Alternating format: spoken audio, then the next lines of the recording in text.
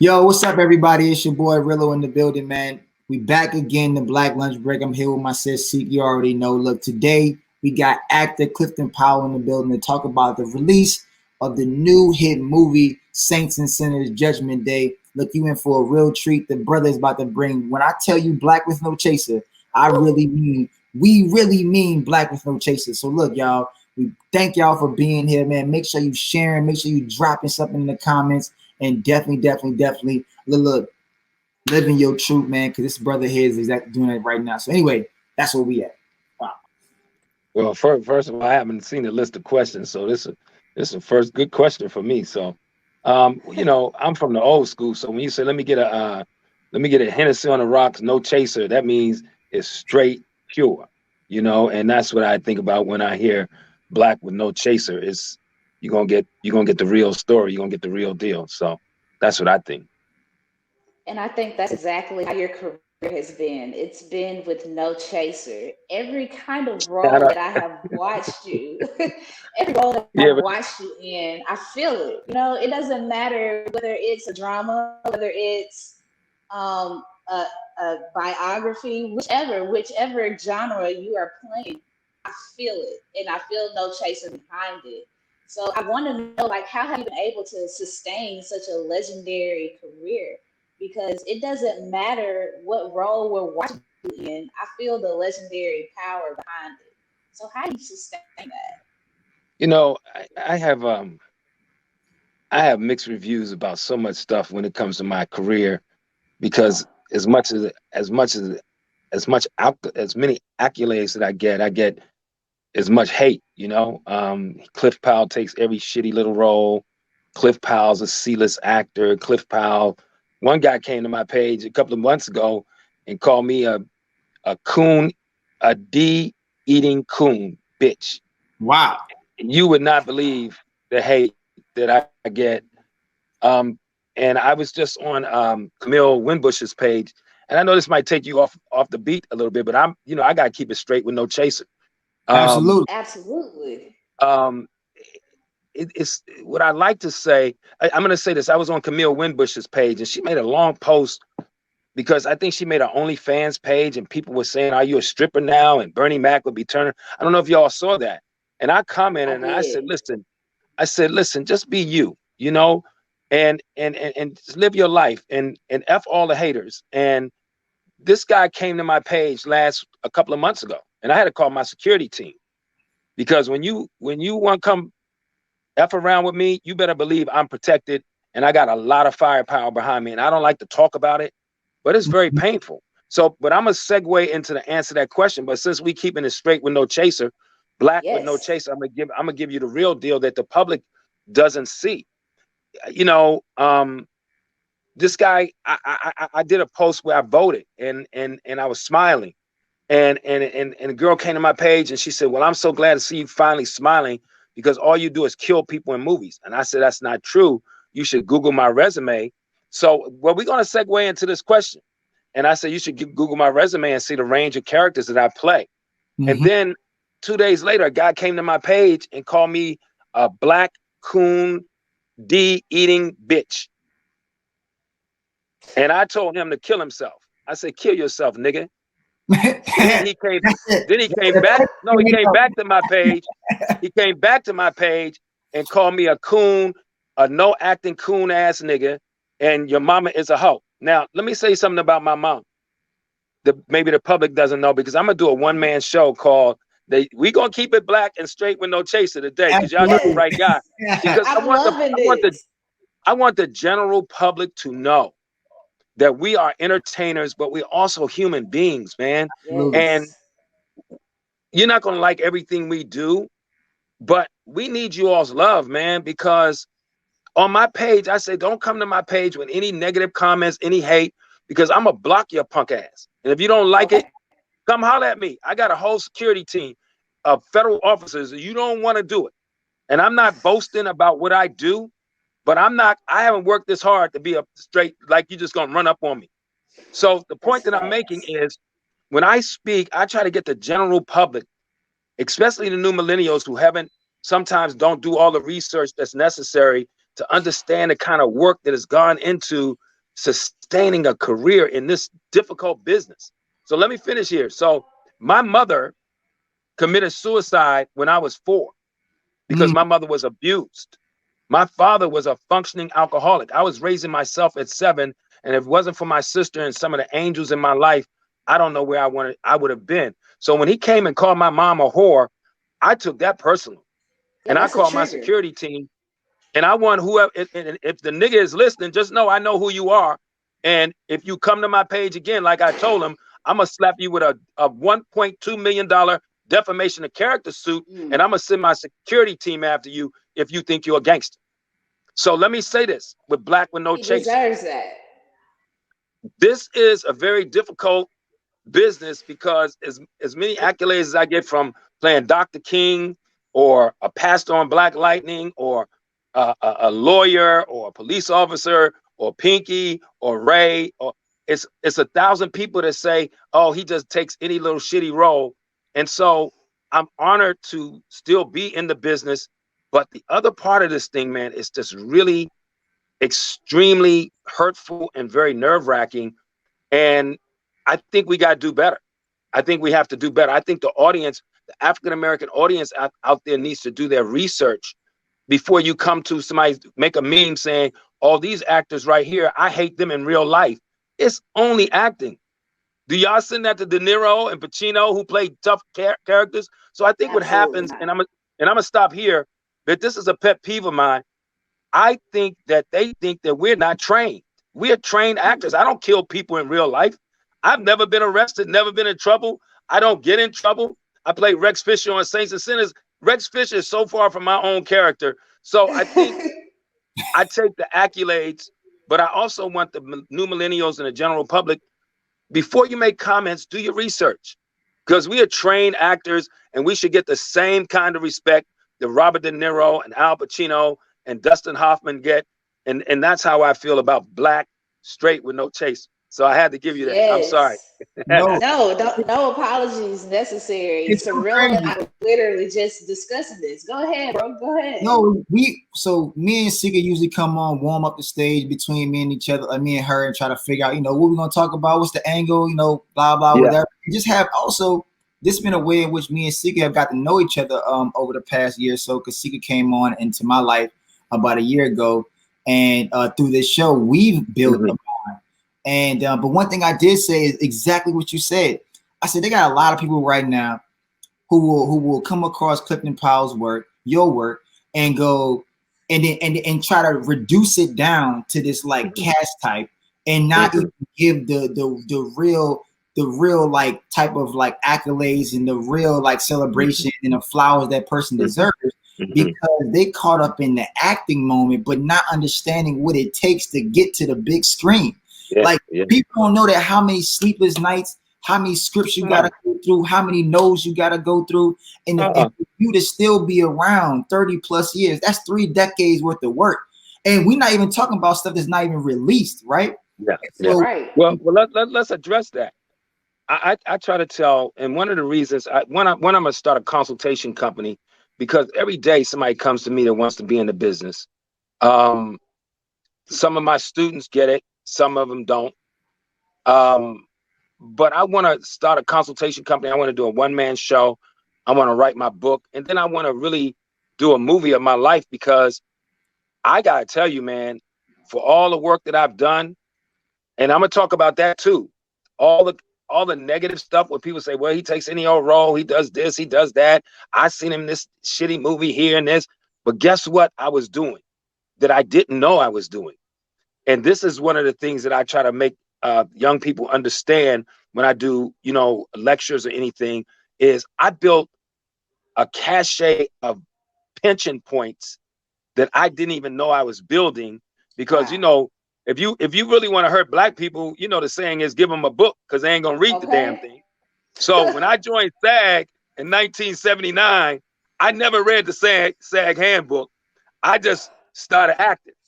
Now, in order for you, because some of my friends, God bless their souls, have died. A lot of entertainers have run out of money. A lot of them didn't have health care coverage, didn't have life insurance.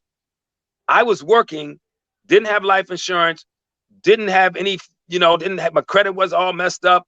I mean, a lot of entertainers die broke because this business is so up and down and so whimsical. So to speed on to my point, all the C-list movies, all the D-list stuff, all the B-list stuff that I was doing, I was building my pension. I had no idea. So let me just explain that to you. You got to be in SAG, I think it's 10 to 15 years before you're vested enough to begin to collect a pension. What happens is that you'll get a couple of TV series and, you get comfortable. You're making 50, 60,000 a week. You're like, oh, I'm good. You turn down this, you turn down that, you turn down this, you turn down this. Now, mind you, I had no idea I was doing this. I was just working and trying to take care of my family and do my training and find the characters and do all the characters that you guys seen, but I neglected the business part. So when you're in SAG, once you're vested after 15 years, you have to make a certain amount of money a year, like say $30,000 to $100,000 a year consistently to begin to build your pension.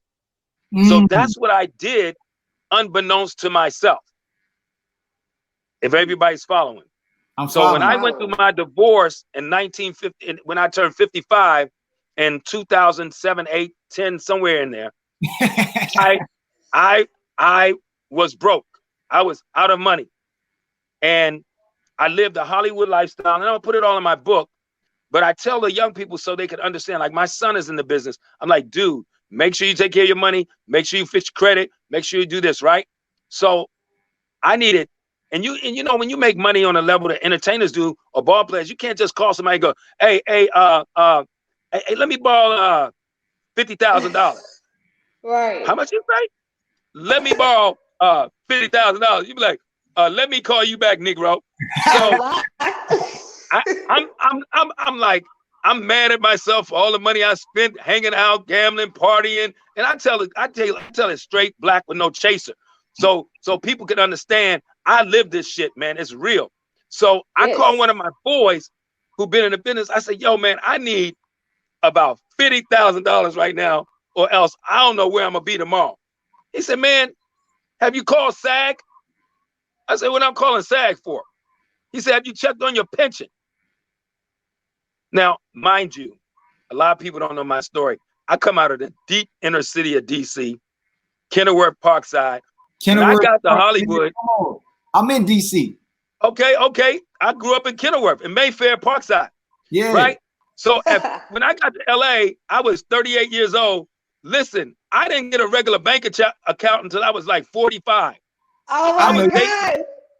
Listen, I was dating a girl, and I'm gonna wrap it up because there's a lot of stuff. I was dating a girl from DC. Good. I was dating a girl from DC, right? And one day I had a Ford Festiva and it got towed. And I asked her to help me out. She said, Negro, don't you have a bank account? I said, no, I ain't got no bank account.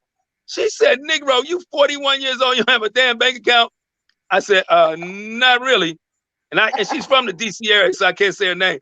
So she said, well, how you pay your bills, fool? I said, I go to Nick's Check Cash and I get money orders. And I think she turned green, and she blacker than me. She's just like, this Negro here he's hood. So I'm telling guys, when I call SAG, so my man say, did you check your pension? I'm like, what is a pension exactly? He said, you never heard of a pension all these years you've been working? I'm like, no, because I didn't read the SAG handbook. He said, call SAG. Listen, I called SAG, gave him my name, gave him my social. The lady came back. She said, well, Mr. Powell, when do you turn 55? I said, tomorrow, God dang it, I need this money. I'm going through my divorce. She said, okay, calm down. She said, you have 25 pension points. I'm like, what is that? What is that?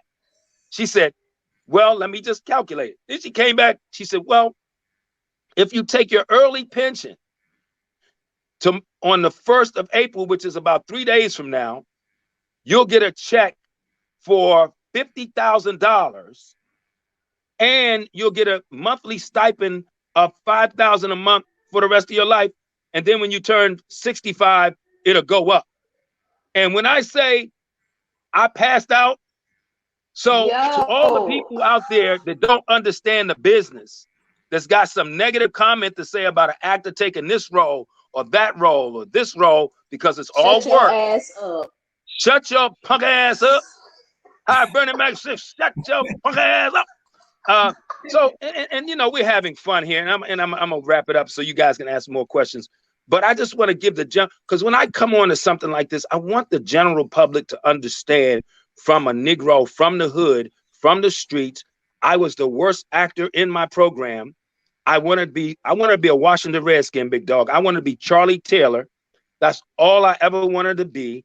I don't know how I got to college. I got 580 on my SATs, but they give you 200 for your name. So I got technically 380 on my SATs, because I took SATs with all the Negroes from Berry Farms and Parkside Mayfair, and we basically tied up the proctor, and then it killed his ass in the room. I walked around just shouting out answers. I like, yo, hey, yo, Charlie, what you got for number 85? He said, C. I said, oh, nigga, I'm putting D. And when I tell people my story, they think I'm making this shit up. I'm telling you, if I can make it in this business, so that's why I kind of give everybody the groundworks of how I made it in this very difficult business, especially not as bad as it was for a dark-skinned, strong Black man. I'm so blessed. I don't know what to do, but I want the new millennials not to make the same mistakes that I made. So there you have my whole life in a nutshell. All right, ask your questions. Y'all should not have brought me on straight with no Black with no chaser, because I'm gonna give it to you straight with no chaser. No, but I don't think people even know. I mean, I don't know if you know, but you probably do know. You know, Berry Farms is gone now. Well, not the actual court, but the whole. The whole place. They tore Berry Farms down. Tore it down, man. So wow. we used to play. You know, a couple of my homies, they started this all Black football league. Cause you know, in DC, it's like ran by majority in terms of like all the what do you call it? Extracurricular stuff for recreational leagues for adults, right? Yeah. It's all run by white folks. And so my homies at PBF Sports, they started an all Black league, but they did everything on the southeast side of DC. When I got to DC, I was in Capitol Heights, Maryland. Then I moved to southeast. Now I'm over in northeast. But they tore down Berry Farms, and so we couldn't even use Berry Farms no more because of construction. Because they tore everything down. Because they building over there are like new affordable living apartments, as well as like another recreational area. That's amazing. It's totally different. But but anyway, just so you know now, since you mentioned Berry Farms, and then for people out there to be watching this, Berry Farms is really where, like, in terms of like basketball, everybody's coming out. You had Kevin Durant, man, so much talent in DC come out of that area, come out of the whole DC area. I mean, my nephew, some people know my nephew is James Brown, the sportscaster, JB. JB's mom raised me. So when I talk about my sister, and of course, JB was an All-American and came out of DeMatha. Adrian Danley, Dave Bing. There's some great talent come out of. I want to be a football player. I couldn't play. John Thompson, senior guard, rest his soul, was my high school coach. I couldn't make no teams, man. I was so bad. I tell my guys to tell you, I'm the only Black guy that played basketball that was on the team that didn't want to go in the game. So if there was no other substitute and I was on the bench, coach go, Clifton Powell. I'm like, man, you know what? I'm doing my homework. I'm just down here chilling. I don't think I should go in because I don't know what I'm doing out there. And so, you know, I was like, man, thank God I made it in acting, because I am like, you see my high school friends, I'm like the laughing stock of the whole high school. But anyway, let's go to the next question. Anyway, I hope everybody got that. I hope that was informative, because I want young millennials, if you get your SAG handbook, read the damn handbook. Know what you're doing, because I'm telling you, I didn't try to take this role or that role. If I read a script and it sounds good, I want to do it. I don't let the agents tell me what to do. And I always kept the street guy in the middle, and he's still on my team now. He's a big time producer now, but he still handles a lot of the independent stuff. And I never wanted to make it in the business and get so far away from African Americans that they couldn't at least reach me, if that made any sense. That's real. That makes a lot of sense. Man. That's what's up. So let's all right, I'm not gonna be so long-winded, but I had to give y'all all the real history, so y'all can say straight with Black with no chaser. This is what it's called. Absolutely. So what's next? Nah, so of course we here, man, because Saints and Sinners Judgment Day is about to drop, and so we would be remiss if we didn't actually spend some time talking about your role in that and what folks should be expecting from this from the drop that's coming real soon. Well, I don't know how many people saw The Under Shepherd. Did you see The Under Shepherd? If you haven't, have you seen it? That is a great movie. Yes, a great movie. My brother Russ Parr taught him everything he knows. Great movie, which is actually a spinoff, Saints and Sinners. So in The Under Shepherd, I play a pastor who can't preach.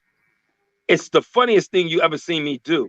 And so what they did was they flipped it and made me Rex Fisher, the tough guy, kind of like based on Cuddy from Dead Presidents.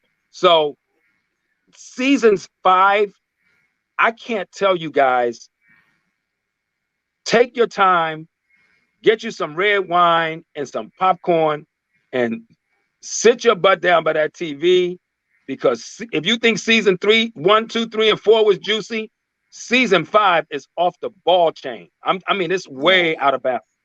And all seasons. I'm gonna tell you, I'm gonna give you a little hint. That mother, Vanessa Mama, she is straight crazy. She's crazier than Rex. She's crazier than Rex. So it's gonna be very, very suspenseful. It's gonna be dangerous. It's going to be a lot of intrigue, and it's also gonna be a lot of love. But it's definitely this season 5 is the epitome of the Saints and the Sinners. Sounds like a Black experience, because everything you just said, I mean, that's us. That's just true. That's us every day. Yeah. So what was the different feeling from filming Saints and Sinners Judgment Day, considering it being the movie, versus filming all of the episodes for all of the seasons? So the movie picks up on season 4 and takes us into season 5. So it's kind of like a tie between season 4 and season 5, and the movie is juicy and as juicy as hell. So you're gonna eat a whole bag of popcorn, then you gotta go back and get another glass of wine and some popcorn, because then that's gonna take you right in. So you're gonna leave the movie going, oh my God, what happened? Who did Rex kill? Miss Ella? And then you're gonna see season 5, and all those questions are gonna be answered, and then you're gonna get blown out of your seat again, because and it's really an testament to the writers. I mean, and I'm gonna just say this because I say this to them all the time. I say, I know y'all smoking some weed somewhere. And they know the writers don't smoke no weed. I'm saying, I don't know how y'all get these ideas, because I watch Snap and I watch the Forensic Channel and the First 48. Yes. They are watching these shows, man, and I'm telling you, every year we get the scripts and read them just like y'all see the show. So it's not like I know what's going to happen in season. If we come back for season 6, it's not like I know what's going to happen. So I get the scripts and I'm sitting in my house reading, going like, oh snap, oh no, oh wait till people see this. So that's how it's going to be. Coming out of the movie is going to tie season 4 up and move us into the beginning of season 5, and then leave a cliffhanger and then take you into season 5. Ain't that crazy? That's great. I'm about to go watch The Under Shepherd first, though. See, I'm a movie person, right? And The Under Shepherd is so good on the church level. I gotta get the prequel before I get to Judgment Day, because I feel like I don't want to miss the underlying story or the connection between The Under Shepherd and where we are now with Saints. Well, let me clear this up for you. The Under Shepherd, the movie Judgment Day, which is the Saints and Sinners movie, has nothing to do with The Under Shepherd. The way Saints and Sinners came about was they watched The Under Shepherd. It did so well, and they said, we can get a series out of this. So if you really want to know how season 1 of Saints and Sinners started, go back and watch The Under Shepherd. And for all the people out there that have not seen The Under Shepherd, I do some good work in there. Vanessa does some good work. Lou Gossett is in there. It's some wonderful Keith David, my man out of DC. I'm having a brain fart. Lamont Rucker. But man, when I say Isaiah Washington, if you have not seen that movie, killed that role. Oh my gosh! Lord. Talking about a toxic preacher, man. If for all of y'all listening out there, go watch The Under Shepherd tonight. And I don't know if you should have some Hennessy and Coke and some popcorn, but you're gonna need something strong. The movie is disturbing, isn't it?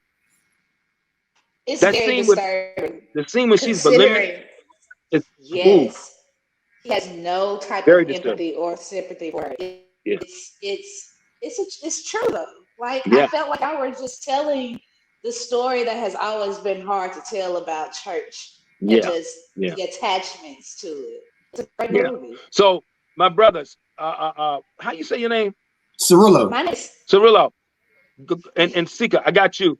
You know I'm getting old. I can't see. Got these big ass glasses on. These my read. Shut up. These my read. Shut up. No, it really is. If you try to figure out, because you'll be watching Saints and Sinners the movie and season 1. For the people who haven't seen Saints and Sinners any of the seasons, go watch it. It is so much fun to do, and I enjoy playing Rex Fisher because he's nothing like me, you know. So it's been fun. It's been fun. So watch the movie. It's going to be juicy. That's all I can tell you.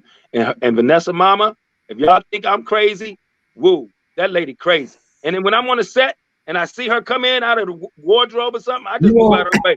And I'll be like, you crazy for real. And she's the nicest lady though, but she crazy as hell. Absolutely, absolutely. But well, thank you so much for your time. Cirilo, if you had another question, let's get on into it. Go ahead. We don't have to. Go ahead. No, I want to make sure we're being respectful. I know we pretty much at time right now, and so but you can do one more question. But real quick though, so I know because since we talked a lot about like millennials and bridging the gap and people doing their research, whether you come into the game as an actor, you were looking at folks' career, but like for you as somebody who has a family and been in the game for a while, I think it's and to kind of bridge the gap and everything you said is, how have you developed the work through like this work-life balance of being a father, of being an actor, you know what I'm saying, of being a community man? Like, what is that?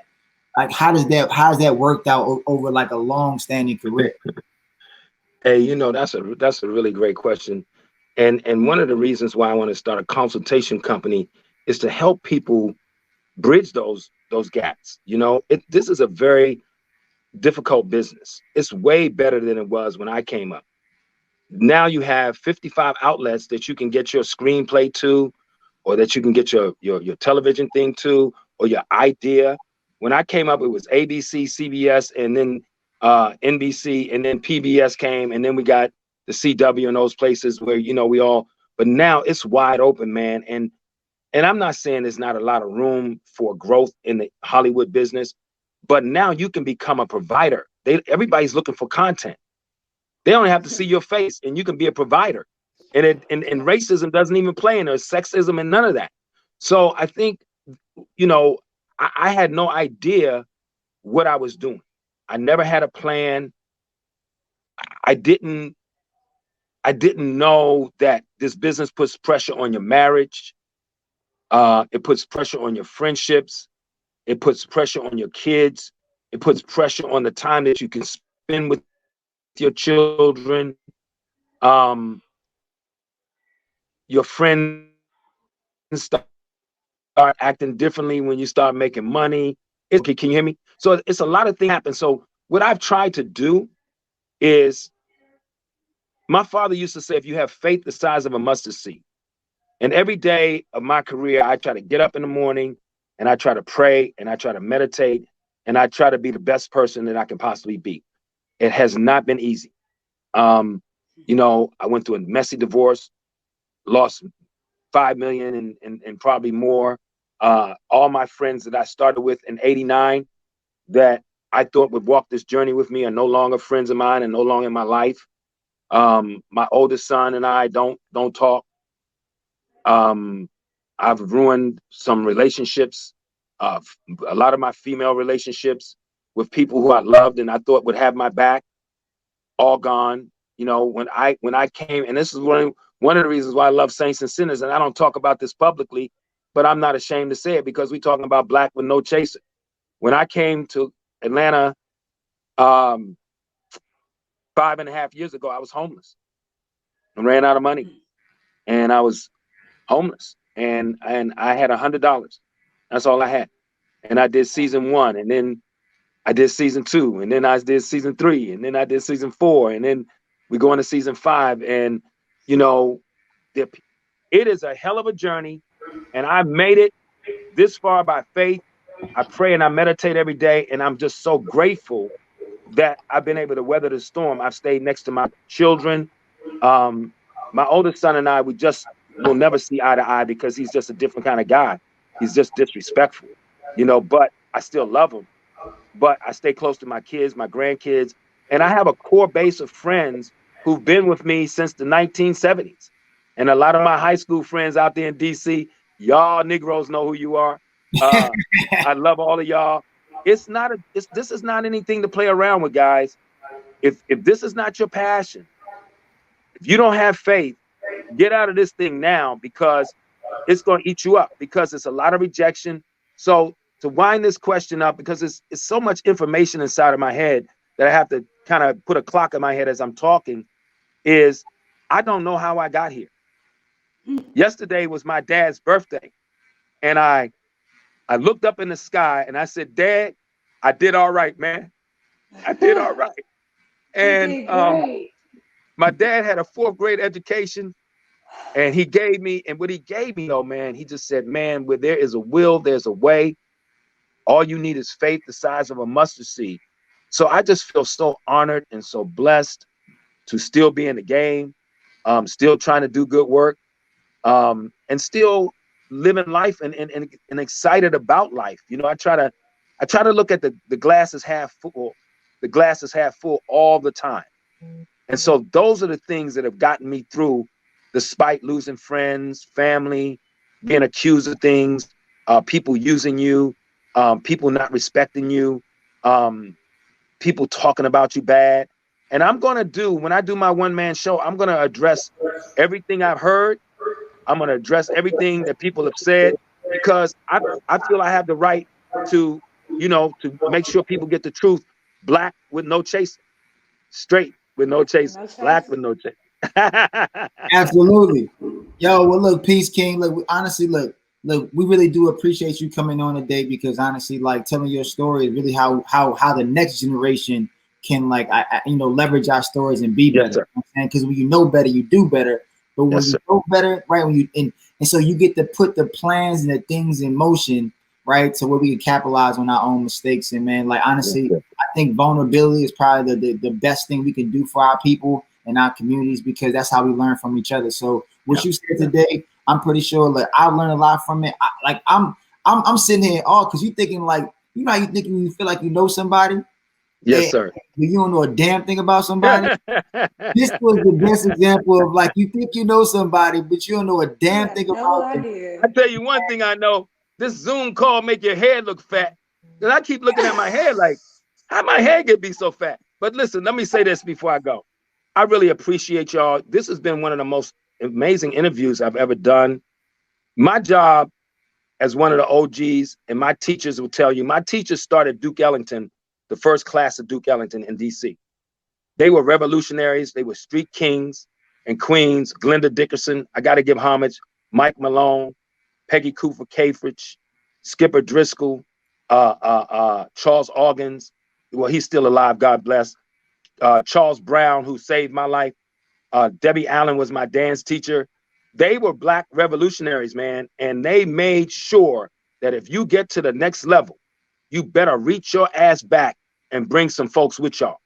And that's always been my philosophy. So that's why I share what I share and say what I say, because I want you all out there to know that if a little Black kid from DC, Southeast, Parkside, Mayfair, Kenilworth, with a 580 SAT score, who wanted to be a football player, whose mother committed suicide when I was 4, they found my mother in the bottom of the Anacostia River. She lost her mind because she had been abused.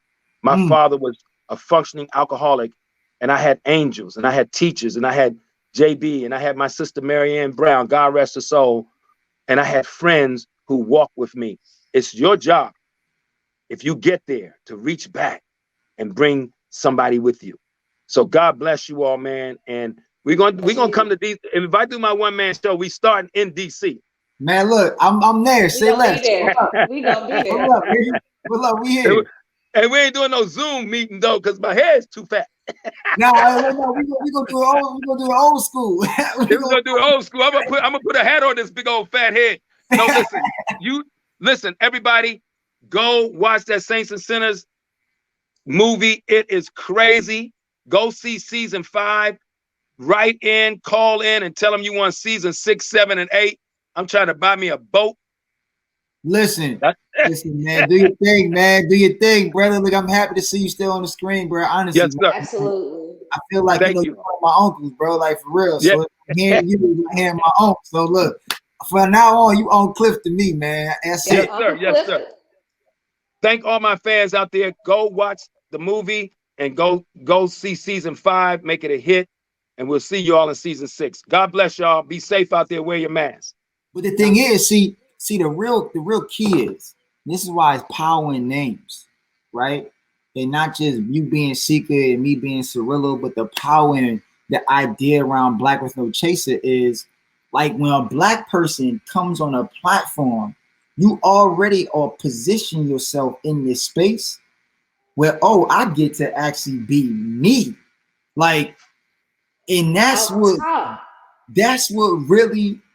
we saw today is we saw a black man from the streets of DC who mother killed herself and found at the bottom of the end. I got chill bumps right now even retelling this, right? Got his father like dealing with all these family issues. And the thing about it is what I heard is this brother's still dealing with generational trauma, and he's trying to work through that baggage with his children. And so through his career and like trying to figure out how can I help people learn from my story? How can I be more vulnerable so that the next young brother or sister or actor or whoever, right, is like, yo, like you got to read, you got to prepare. Like you got to do the work on the back end so the front end, the future is taken care of. And I feel like above all, that's what I heard. That's what permeated through that interview. It was like, okay, yeah, definitely go see Saints and Sinners Judgment Day, of course, right? But like, you know what's something interesting as well, though? Like he entered this interview understanding that this was supposed to be about saints and sinners, but he understood that there's a message for the culture that is even more important. And he took the time to share shit with us that he didn't have to share.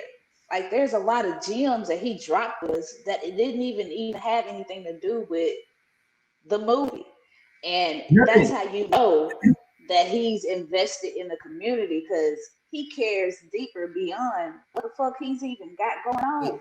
Clifton Powell just said to now, and actually countless people that have come across this platform and on the Black Lunch Break right here in this past 11 months we've been doing this, or less now for real, but we've been doing this is because one, like it starts from the name, it starts from the platform, but two though, it's us. See, we don't give first of all, let's pat each other on the back, man, for a quick second for providing these vibes and doing and being who we are, right? Being what the good Lord put us on this earth to do, which is to be messengers and to really like be able to tell our stories and to help people tell their stories and to bring that and extract that out of people so that the next generation and the people come behind them can look at this. This is an artifact. What we did just now is a living piece of Black history. It's an artifact that's going to be archived, right?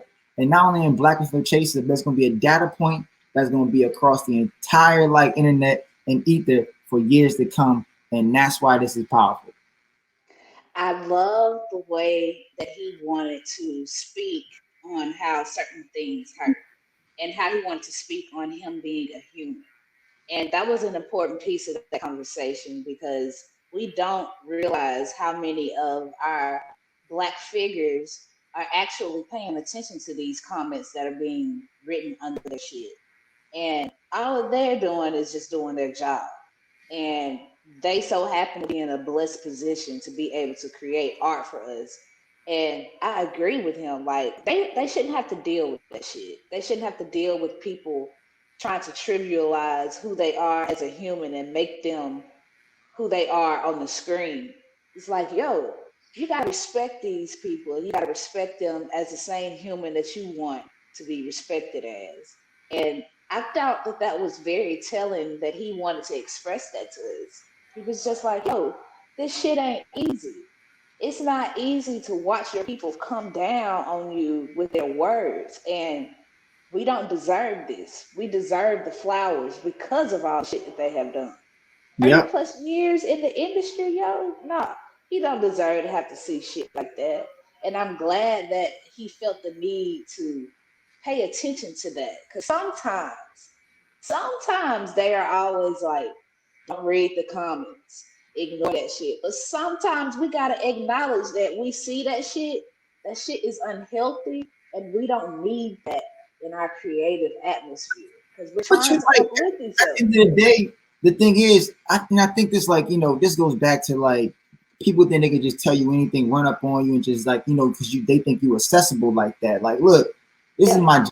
And I understand with my job comes a certain level of responsibility to the people that follow me and support me, right? But at the same time, though, like, I still need my space to collect my thoughts, to be a human. You know what I mean? And it's hard to do that when I'm constantly trying to satisfy your thirst, and it's never enough. It's never enough. And it's like, and then you're gonna come in my comments and then talk about, like, in Clifton's from Clifton's point of view, you're gonna talk about this man mama that You you don't know don't my know. story. You don't know his story, you don't know her story, you don't know his pop story, you don't know the story where you come from in DC. And so it's like for and it's just, you know, it's crazy because Terry, right? You know what I'm saying? I mean, she from DC, right? And so now that's two people That's two. that's from DC, man. And so that just goes to show you a testament about the amount of talent that came through DC. And we talking about Martin Lawrence, we talking about Dave Chappelle, Clifton Powell, and like, and so many more people. And that's just like literally a few. And then he gave you more insight to more people that were instrumental in his life. And so, like, we got to be able to, I think, come to the table and respect the craft, because if we know Black is not a monolith, all the roles that he played, we've seen somebody in our life that have played that similar role in real life. Yes. Whether it's me on the corner, whether it's Panky's we in the store and the neighborhood brother roll around like that, like, bro, it's literally he's played so many characters that are exemplary of Black people and Black narratives, and that's why it's so important. That's why I would never step on somebody's work and go, yeah, bro, you played quote unquote shitty roles. Like, that's not what's up. That's not how you celebrate somebody. But it's also letting me know that you really ignorant as you know what, because if you really knew what it took to be on that level and to sustain that type of relevancy, and but also at the same time not go through publicly with people like, with, you know what I'm saying, the trials and tribulations Clifton and people like Clifton have gone through, and then to make it back, it's like he didn't had 3-4 careers within one career. Come on now. And then he has made another stride after falling down to the bottom and starting over with Saints and Sinners. Like, come on. That's crazy how he lost everything and still was like, but I'm still walking my path and I'm still gonna figure it out the same way that I was meant to figure it out. Man, like we don't realize what these stars are going through on a daily basis. Like, we literally think we know because we see them in all of these different acting roles. And like he said, they fucking human. That's just when we talked in Friday, right? When we talked to Angela, and she told us about Felicia, and she's like, hold on now. Actually, let's have a moment. Let's talk about Felicia and why everybody thought it was cool that what was happening to Felicia was actually even cool, and then turned around and tried to make it seem like it was because of her, and that's why. And the crazy in the amount of thought, in the amount of like toxicity we poured into it, based upon narratives we've been given about how people, what we deem to be a crackhead, what we deem to be a drug addict. And then the crazy part is, and like she pointed out, Angela said, well, guess what? Did you ever see her doing drugs in that movie? She said maybe she smoked weed, that was it. But yet everybody, right, assumed that she was some drug addict, and even if she was, that was open sesame, right, for her being abused, for being a victim of domestic violence, right? And so it's like, it's crazy how we will pathologize that in our minds and then make the connection. That's what that's supposed to happen because that's how it's always shown up. But it's like, hold on now, like we got to take a step back and understand that when people are putting on, tap in more. We got to tap in. Got to, man. It's not just stories, and even though people are characters, the characters are really the stories that's being highlighted. And even though it's put in a more comical manner, at the same time, we got to tap in, like you said, and take a deeper dive and exactly examine what's really happening in these roles and how they showing up in our own lives and how we can be better people and respond better to when we see these particular characters and roles on screen. That's what we gotta pay more attention to everything is not what it seems. Yeah. And we definitely we live life in an instantaneous type of way, and that's why we are so negligent in judging immediately what we see and thinking that it is what it is. But sometimes we just need to pause. It's like, okay, what am I seeing? Because just because what we are seeing doesn't mean that we can't use our other senses to feel vibrations of what we're seeing so that we can have a better understanding of how we need to be moving, better understanding how we need to be reacting. And I think that as a Black community, we have to take the time to understand that we have to pay more attention to each other, to the way we move, to the way we not moving, to the way that we are acting, to the way we not acting. Like everything that we're doing is telling a story, and we need to pay more attention. That's what I gathered from Clifton today. Pay attention. Yeah. It was a powerful interview. Powerful. Sure. Probably one of one of the better few interviews I've been on. Whether no matter the side, it was good to kind of like talk to somebody that can like let their hair down, so to speak, and and I feel like that's what the world is missing. The world is missing people that's willing to kind of put it all out there and put on the line for the simple fact of like the more you know about me and understand me, and the more I can humanize myself, then we will be able to humanize other people. Because what he really did, in a nutshell, is it's also fight for other actors and humanize other actors and let people know, like, look, dog, like I'm just one of many, but this happens to a lot of people. And he was like, y'all need to chill out with that. Like, y'all need to stop that, because what you're doing is destructive. And it doesn't help anybody. In fact, it hurts. And he's telling you it hurts. It hurts. You know? And so yeah, man, it's so that was dope. I really enjoyed that answer to the talking to 8-year-old, her 8-year-old self. That was dope. That was it's always a good moment because it's reflective. Like, I think it was what you were doing, listening to a woman, a Black woman at that, who has been through a lot and seen a lot, and is able to speak to that in a real way. And she was really telling you, like, look, like I done been through some things in Cleveland, Ohio, and I done been around the block a couple of times and know exactly what I would tell Ayo me, and I would tell her, you enough, and that you need to be fearless and keep that energy. And I think that's really why she was able to kind of progress in her career, because in part she really ran towards the fire instead of running away from it. And that just goes to show, what kind of person she is. And you can tell the energy she got. Like, she has really, really, really, really, really good energy, though. I appreciate her. She got that. Like, she still got that fire. Like, she calm and welcoming. It's like, it's all good. Life is good. I can feel it. I felt the energy as soon as I hopped on here. I think it's dope that we got a chance to talk to a male counterpart and then a female counterpart, because both of them have total different experiences with going through how much they have gone through in the industry. And I think that for both of them, like, both of them are legends, and for both of them to be like these leading characters of Saints and Sinners is really, really dope to see them come this far and see them still going. Because and the main point was that, look, like they, like, we said, but the Vanessas of the world, the Cliftons of the world, like, these folks are stars in our eyes, man. They And we talk about digital redlining or redlining of blackness, but this is a version of redlining of blackness. It's It like is straight up. like put in, and that's why sometimes like when people say black film, I sometimes I don't even like it. Like, you know, I was listening to Kendrick the other day, Damn, and he had a line that was like, man, when he basically like renounced the fact that like he was like, I'm not black, that's just a color. Like, don't even put like meaning like, and not saying he doesn't know he's a black man in America, but it's almost like, yo, like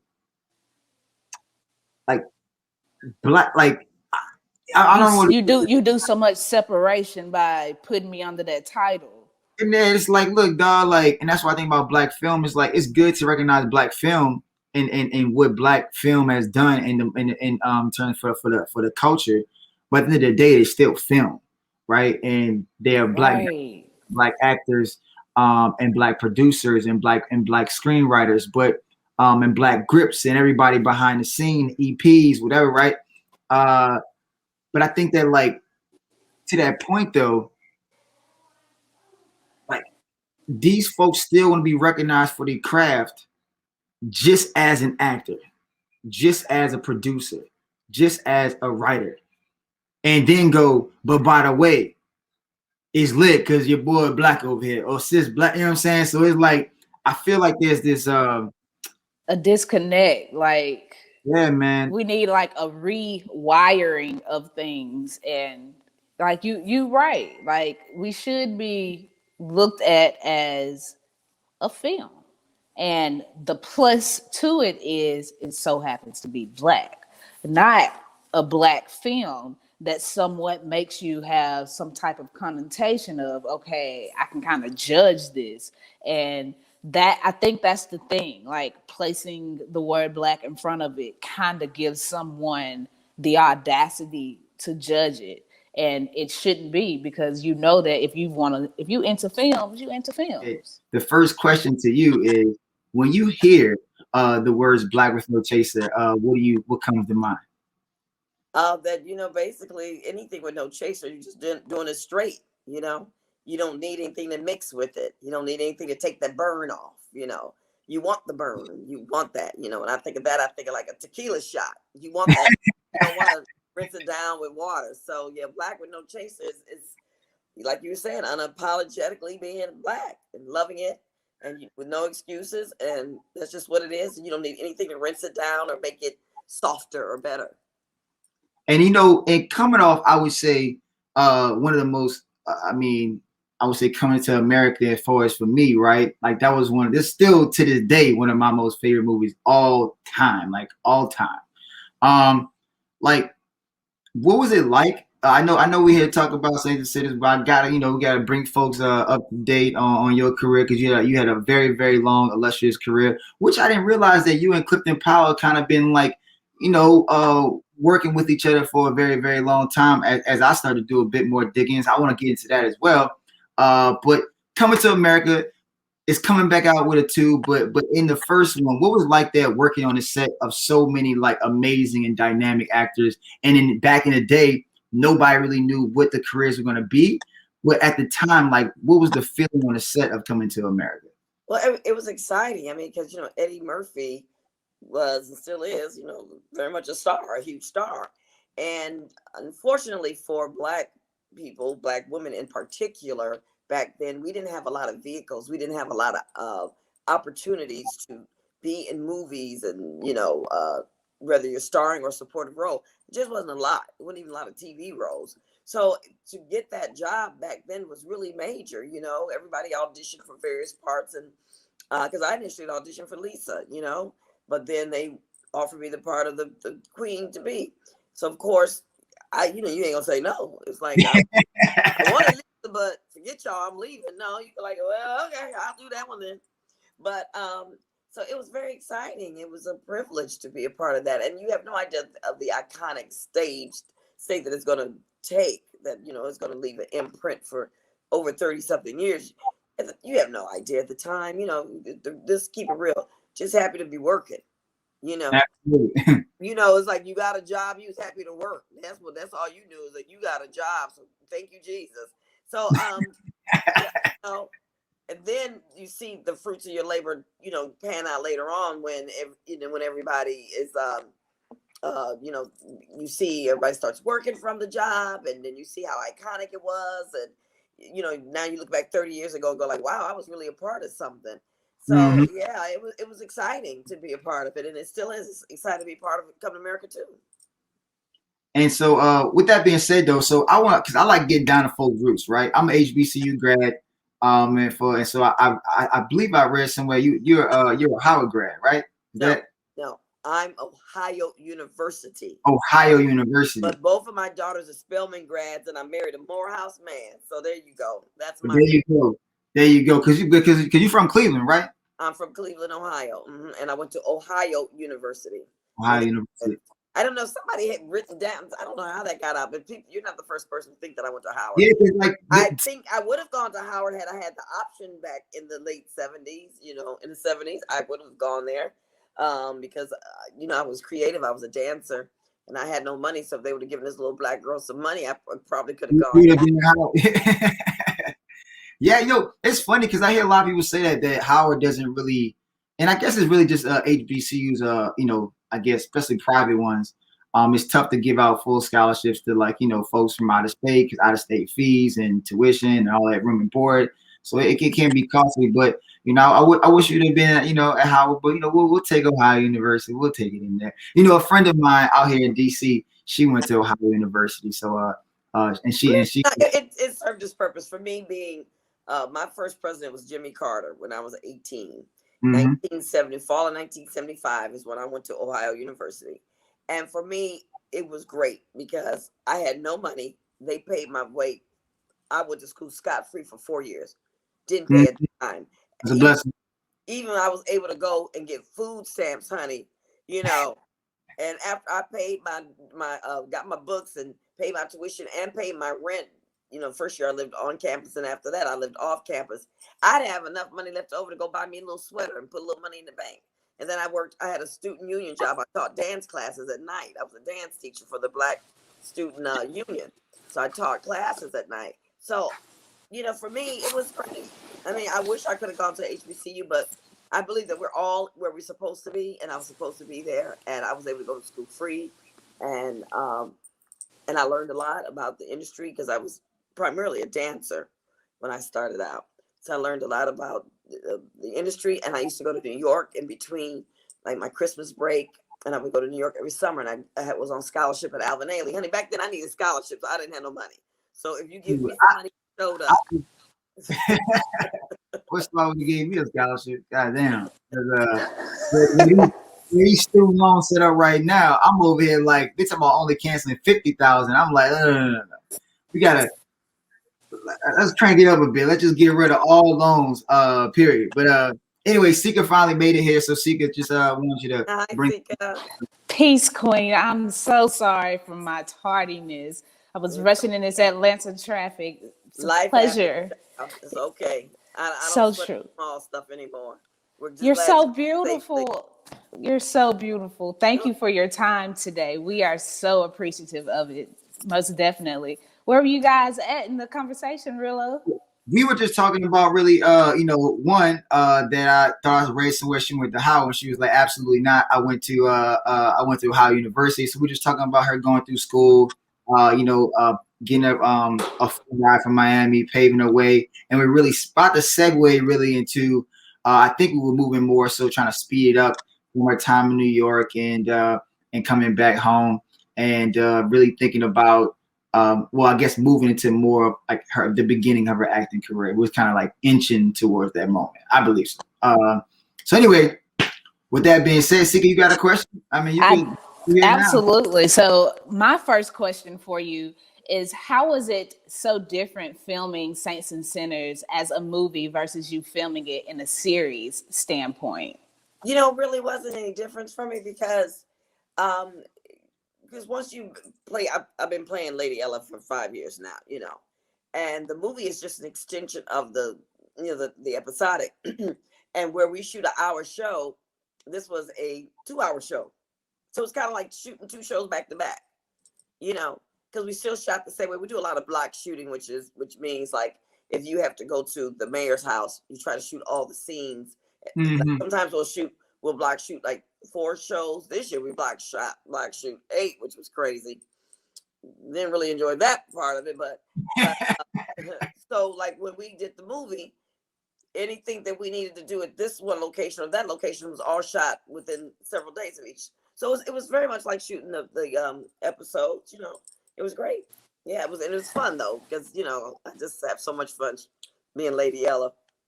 You guys are practically like family now after 5 seasons, right? We surely are. Look, she said, like that's that real, for real. We are. It's you know, everybody knows everybody. You know how it is when you're reading a scene.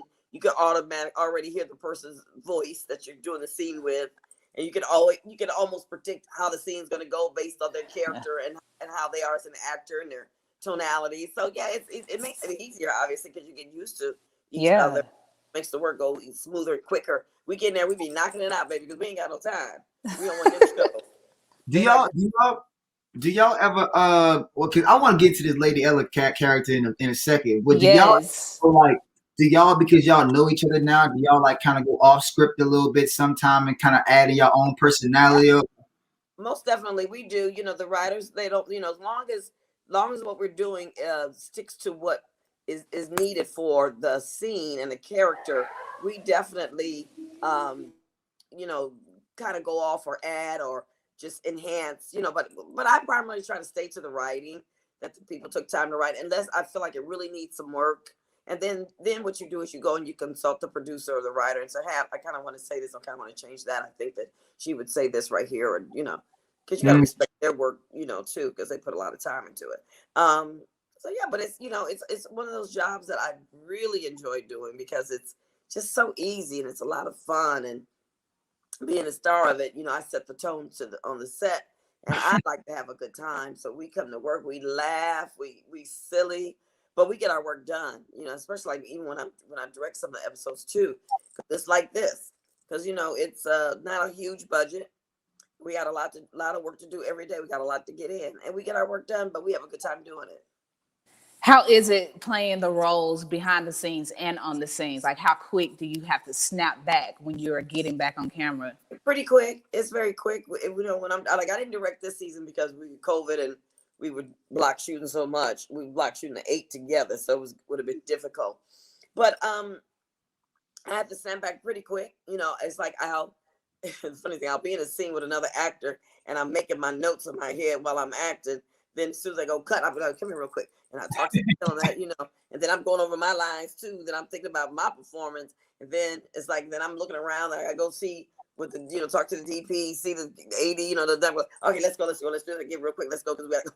You know, so it's crazy. You feel like Dr. Jekyll or some, you know, like crazy, mad scientist. Cause you have so much to pull together in a short amount of time, but it's doable. You know, I know how to multitask. You know, women, we multitask. Yeah, you know, yes, we can do all of that. We know how to do it. Now, I got a question though. This is like, I guess a little less about saints and sinners, but more about if you could tell, like, you know, if you had a picture of, like, if you were holding a picture of 8-year-old you right now, like, what would you tell 8-year-old Vanessa? What would you be telling her about your career? What would you tell her about anything that you could like help her on her journey? Well, there's a lot of things I told myself later on as I learned, but as 8 years old, one thing I know I would tell her is that you are enough. And those days that you feel like you aren't, those days that people make you feel like you aren't, those days that you doubt yourself, the days that you're going to get depressed and you're going to not like yourself some days, and you're not going to think that you're pretty or your hair's great or all the little insecurities you have the right to feel that. But don't stay there and just know you are enough. I would definitely tell 8-year-old Vanessa that. Because growing up in Ohio, and especially through high school, and, you know, we're the cruelest to our own people. And, like, I've been told, oh, you're pretty for a dark-skinned girl. And I'm not even really dark. I'm brown. You know, when you hear stuff like that when you're a teenager, that kind of messes with you. You know. Yeah. It sinks in. Huh? It sinks in for sure. It sinks in. And then when you got to look at TV and you got to see all these, you know, beauty standards, and you don't feel like you fit any of them because of your hair or whatever, your color or your shape, whatever. You know, so I would definitely tell my 8-year-old self that I'm enough. It's something that I learned along the way that I tell my daughters constantly. Matter of fact, I was having a conversation with one of them last night, and I didn't have to finish it because she knew exactly what I was going to say. And something that has driven me: if it scares me, run towards it. If something scares the poop out of me, I'll run right into it. You know, yep. You know, it's only gonna make me better and stronger. So I would let her know that too. Don't shy away. You know, it's gonna pay off. Be fearless. Run right into it. Run right into that brick wall. Because you're gonna figure out a way to get over it, around it, or under it. That's right. That's powerful. That's so powerful. I think you know, it's funny because even myself, I tell myself all the time, like, man, and I even tell people, I tell them the same thing. I kind of live by that. Like things that scare me the most, I feel like, or the things that I didn't want to do is not because it wasn't good for me. It probably was good for me, which is why I was running away from it, or it was scaring me the most. And it was a part of my growth. And I think that I love that about what you said just now, is that you enough and run towards things that scare the living hell out of you, because that's a big part of life. You know what I mean? Like that's big part of life.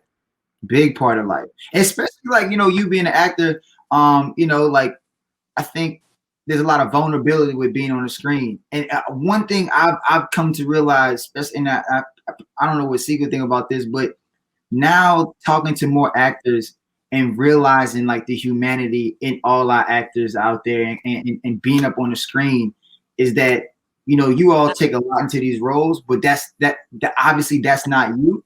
But, you know, Cliff talked about this a little bit too, is that people really talk to him like he's the character that he played. Yo, bro, I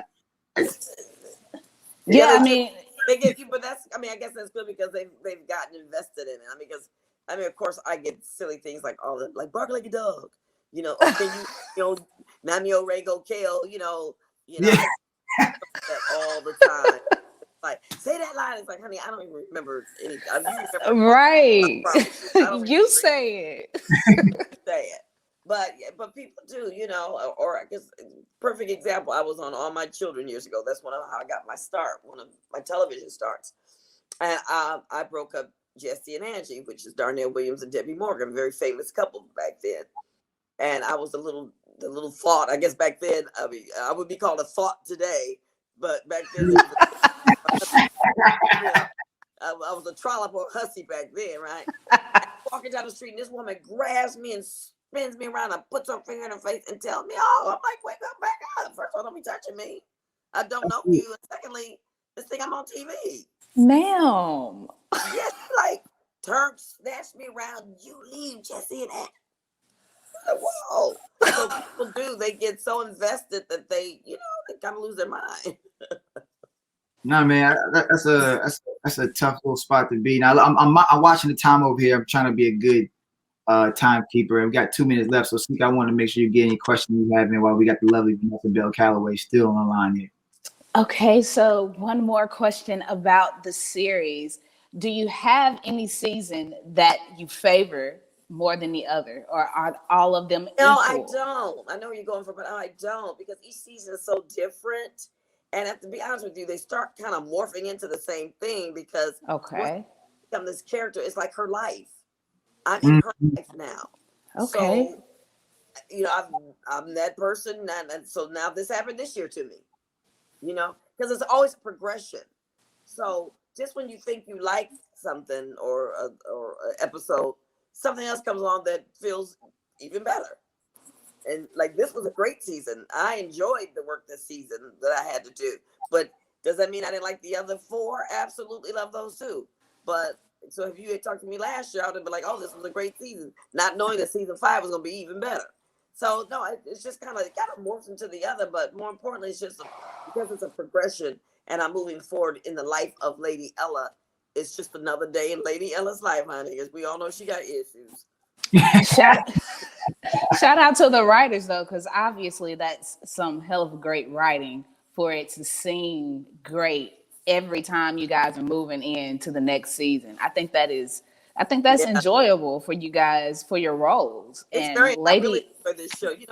For me, it's like, it's not a top network show, so it should be though. I mean, yeah, for so us it is though. we don't get the respect that I wish we would get from like some other shows do, even other cable shows, and I don't know if that's budgeting because they don't put the money into the PR or what, but it's it was disappointing to me that we don't get the respect because we're not put out there. But the show is just as good as all of our counterparts that are Agreed. shows of this caliber that are cable shows. 1000% agree. Yeah.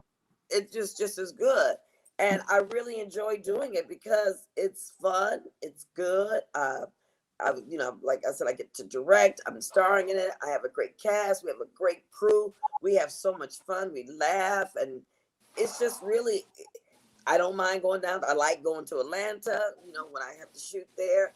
So it's fun to go and get. Every morning I get it when I'm on the set. I'm enjoying it. It's not. And I've been on some jobs. The money may be more and it may seem more prestigious, but you like this. Oh God. Ready. You're grateful because you're making money, but it's not. You're not having that good of a time. So when it's time to show the end, you're really happy about it. You're ready to close that chapter out because the people you work with aren't as nice, or it's just the energy is just So it's a blessing because doing all the stuff for Bounce. They has. Oh, that was Chris's mic. He just muted. But so it's it's money's not everything, although it's really great when you can make more of it.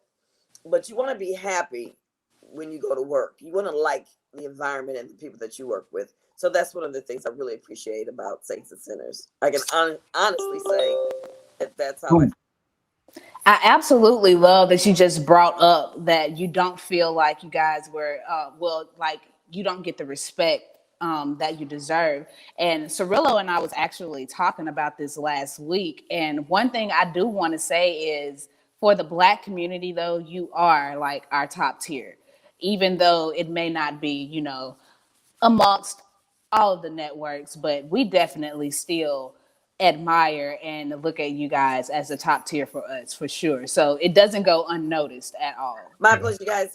What city are you guys in? I'm in Atlanta. I'm in DC. So you're warm. What city are you in? DC. Oh, so you're cold. Stay warm. Yeah. We live life in an instantaneous type of way, and that's why we are so negligent in judging immediately what we see and thinking that it is what it is. But sometimes we just need to pause. It's like, okay, what am I seeing? Because just because what we are seeing doesn't mean that we can't use our other senses to feel vibrations of what we're seeing so that we can have a better understanding of how we need to be moving, better understanding of how we need to be reacting. And I think that as a Black community, we have to take the time to understand that we have to pay more attention to each other, to the way we move, to the way we not moving, to the way that we are acting, to the way we not acting. Like everything that we're doing is telling a story, and we need to pay more attention. That's what I gathered from Clifton today. Pay attention. Yeah. It was a powerful interview. Powerful. Probably one of one of the better few interviews I've been on. Whether no matter the side, it was good to kind of like talk to somebody that can like let their hair down, so to speak, and and I feel like that's what the world is missing. The world is missing people that's willing to kind of put it all out there and put it on the line for the simple fact of like the more you know about me and understand me, and the more I can humanize myself, then we will be able to humanize other people. Because what he really did, in a nutshell, is it's also fight for other actors and humanize other actors and let people know, like, look, dog, like I'm just one of many, but this happens to a lot of people. And he was like, y'all need to chill out with that. We gonna think Black. We gonna live Black. Unapologetic, man. 365, man. Till next time, the Black Lunch Break, baby. We out.